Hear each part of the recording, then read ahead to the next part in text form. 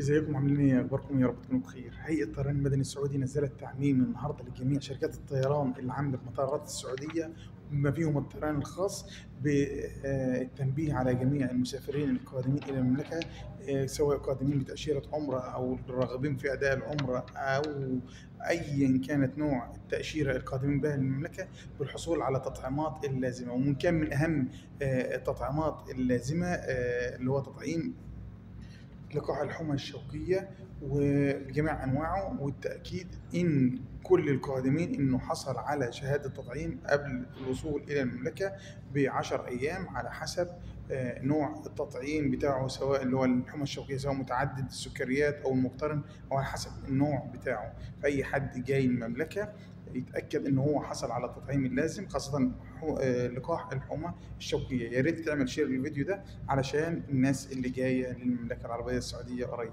أشوفكم على خير، سلام.